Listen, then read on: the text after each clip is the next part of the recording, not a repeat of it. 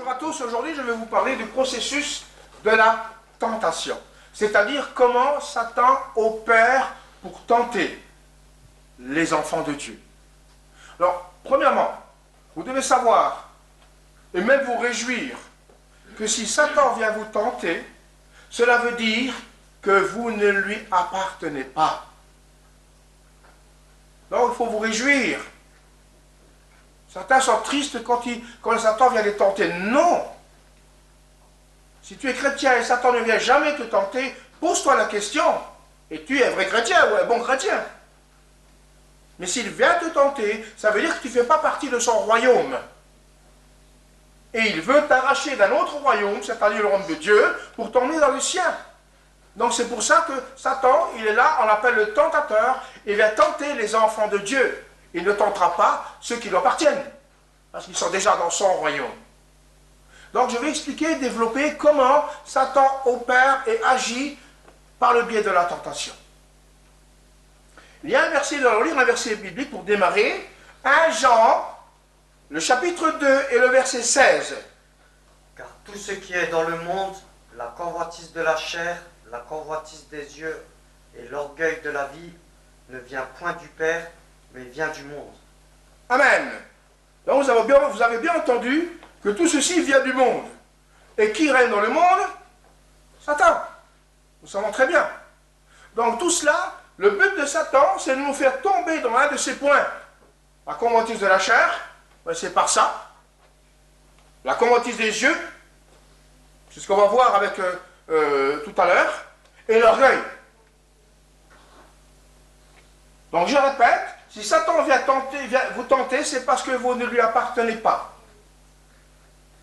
Alors comment agit Satan dans le domaine de la tentation? Alors voilà, on m'a concocté un arbre fruitier magnifique. Il est extraordinaire. Bon, il est un peu vieux, hein, c'est peut-être un centenaire, je ne sais pas. Hein, avec des fruits exceptionnels. Alors ces fruits, si on a la chance, ils ne pourrissent jamais. Ils sont formidables. Voilà. Donc qu'est-ce qui se passe? Regardez comment nous avons lu ce verset, je le répète encore une fois, car tout ce qui est dans le monde, la convoitise de la chair, la convoitise des yeux et l'orgueil de la vie, ne vient pas de Dieu, ne vient pas du Père, mais vient du monde. Donc qu'est-ce qui se passe? Premièrement, premier point, alors Satan va utiliser l'emprise. J'ai entendu là? Des pensées. Bravo. Vous suivez bien. Des pensées ou de la pensée. Ce serait plutôt de la pensée. Qu'est-ce qu'il fait? Alors l'ennemi va injecter une pensée. Va injecter une pensée sur toi. Quelconque. Donc, cette pensée, par exemple, j'ai un arbre fruitier là, vous voyez? Et moi, je regarde l'arbre fruitier. Vous voyez, c'est la convoitise des yeux. Donc là, il va utiliser la convoitise des yeux pour me tenter. Et il me dit, dans la pensée, regarde cet arbre fruitier. Regarde. Regarde ce fruit-là, en haut là. C'est le plus beau de tous. Ça, c'est l'ennemi qui parle à la pensée. Vous comprenez? Qu'est-ce qui se passe? Moi, j'observe le fruit là. Et il me dit, regarde, ce fruit-là, il doit être super bon, succulent. Regarde comme il est mûr. Regarde la forme qu'il a. Regarde comme il est beau. Et qu'est-ce qui se passe dans ma pensée? J'accepte ces propos. Les fruits, ici, pour moi, n'existent plus. Ce qui existe, c'est seulement celui-là qu'il est en train de m'injecter dans la pensée. En fait, Satan me teste au même moment-là. Si je l'écoute, et si j'accepte ses propos. Vous comprenez? Donc, je suis là, waouh, c'est vrai, ouais, il est beau ce fruit. Je le déclare. Je suis en accord avec ce qu'il m'a dit. Il est super, il est vraiment bon. Et en plus, il a un point. Oui, c'est lui que je vais prendre. C'est le plus beau de l'arbre. Donc, qu'est-ce qui se passe? Je suis en train de me faire tenter. Je suis en train de me faire tenter. Et le deuxième point que j'ai dit, j'ai peut-être pris un peu d'avance, dans la tentation, Satan va faire des exagérations. Hein? Exagérations volontaires. D'accord? Il va amplifier ce fruit. On voit que c'est une poire. Il va comme s'il me fait croire que c'est un gros pastèque. Il est beau, il est meilleur, c'est le meilleur, c'est le plus beau, le plus bel arbre qu'il y a sur le plus bel fruit, pardon, qu'il y a sur cet arbre, etc. Et moi, je suis séduit. Et toutes ces exagérations, je les accepte. Je les prends en compte.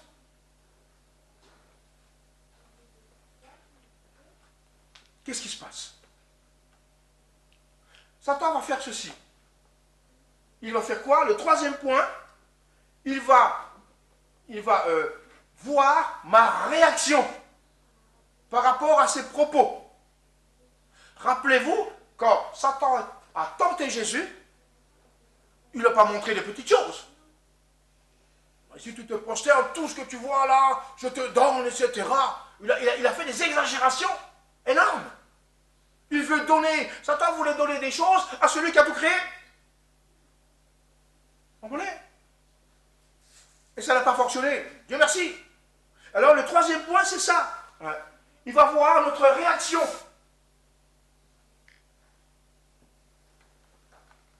Notre réaction. Par rapport à ses propos, par rapport à ce qu'il dit.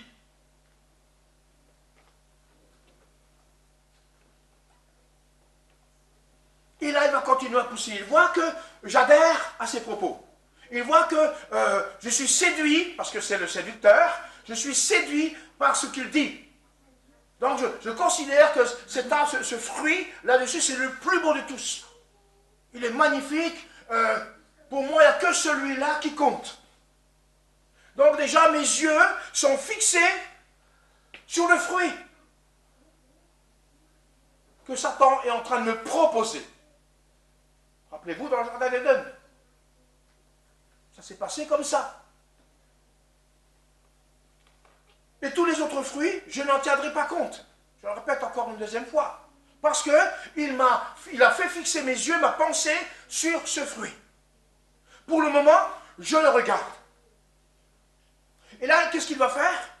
Il va faire amorcer la tentation. Le quatrième point, c'est l'amorce. Quatrième point, c'est l'amorce.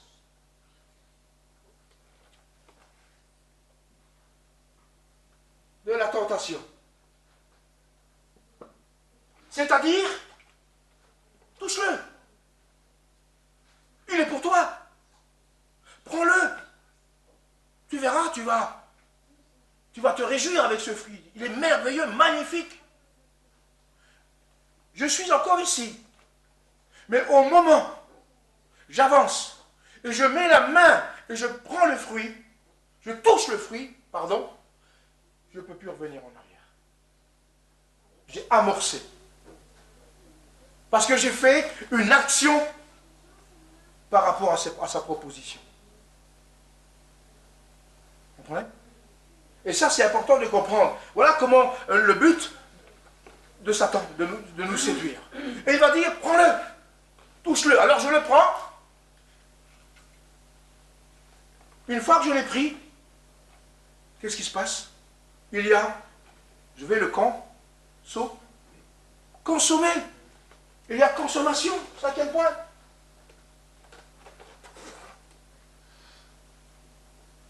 La deuxième. Et c'est égal à quoi la consommation? Chute. Égal à?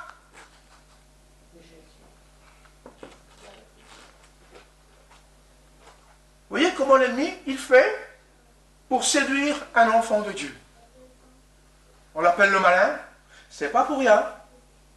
Donc, il va utiliser toutes les stratégies pour nous séduire. Et s'il connaît tes points faibles, il va il ne va pas utiliser une poire ou un fruit comme j'ai fait là, mais il va aller vers tes points faibles. Et tout doucement. Donc là, j'ai pris l'exemple de cet arbre fruitier. Hein, de cet arbre fruitier, j'ai pris l'exemple pour vous montrer tout simplement comment l'ennemi, il fait. Et il opère pratiquement toujours de la même façon. Un, domaine de la pensée.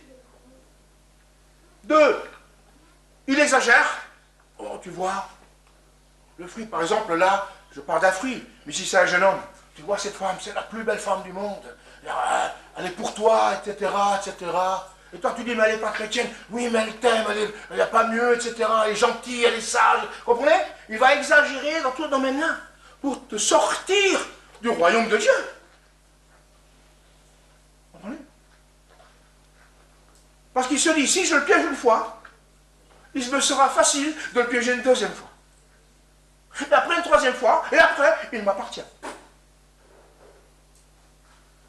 Et malheureusement, nous avons vu que beaucoup de chrétiens sont tombés comme ça. Le désir de la vie, l'orgueil, la convoitise. Ben, c'est ce principe de verset que nous avons lu, tout simplement. C'est là que l'on doit comprendre comment l'ennemi agit. Bien sûr, alors maintenant, comment faire pour réagir? Comment je dois réagir par rapport à cette situation? Il nous faut bien une réponse. Hein? Il nous faut bien une réponse. Il faut bien trouver une solution. Parce qu'en tant que chrétien, enfant de Dieu, nous serons tous un jour tentés. Jésus lui-même, la Bible dit qu'il a été tenté par tous les moyens. Et il n'a jamais cédé, Dieu merci.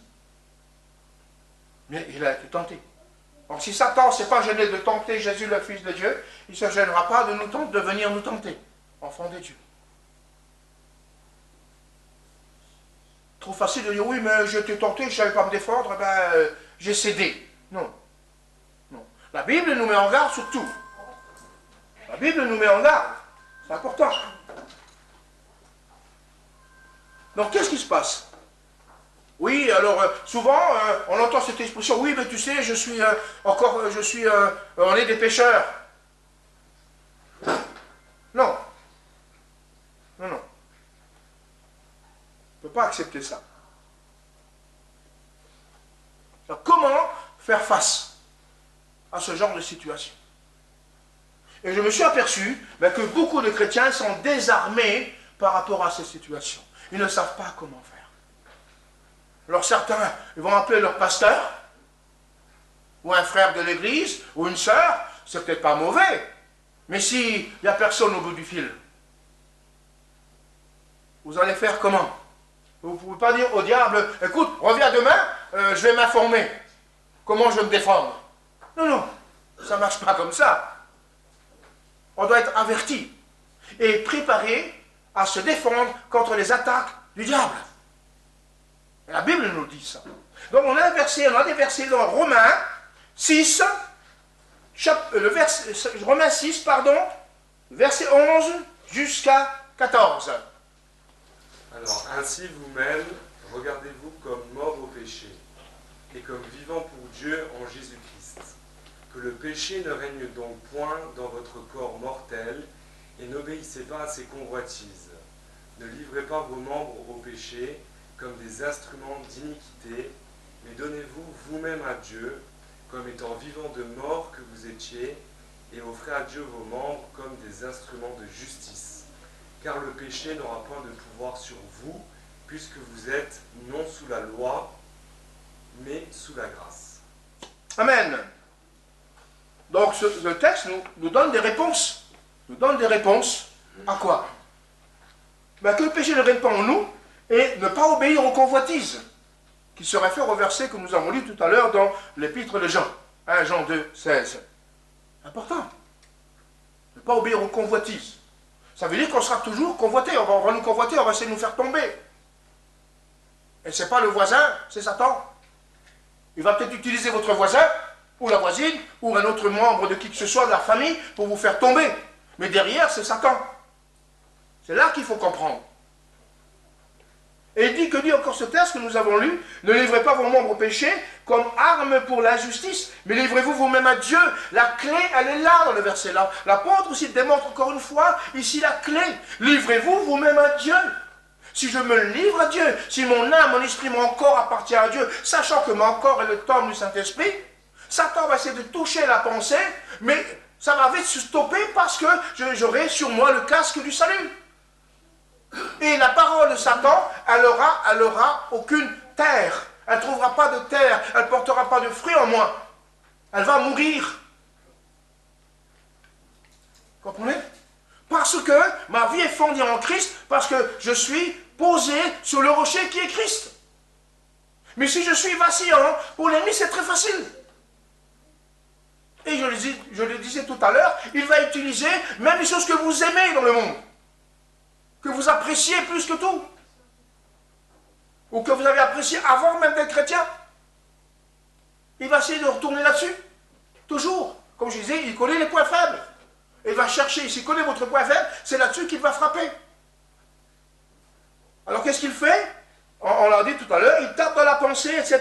Et il va essayer d'arriver jusqu'au bout. Mais la Bible nous dit, livrez-vous vous-même à Dieu comme des vivants revenus de la mort. Parce qu'avant, nous étions morts au péché. Avant, nous lui appartenions. Aujourd'hui, non, nous sommes dans un autre royaume, le royaume de Dieu, le royaume de la vie. Alors qu'avant, nous étions dans le royaume des ténèbres.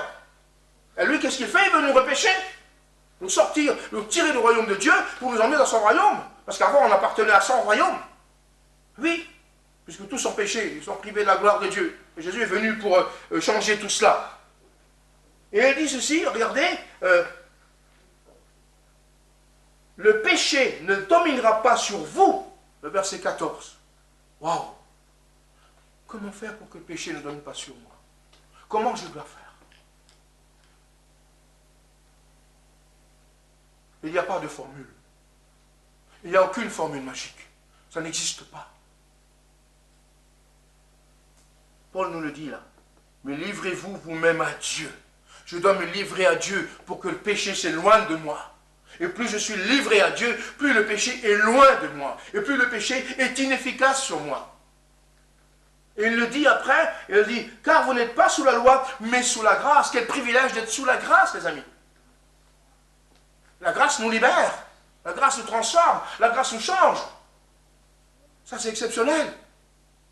Et la grâce nous donne la force de vaincre le tentateur. Amen. Alléluia. Il nous donne la force. Alléluia.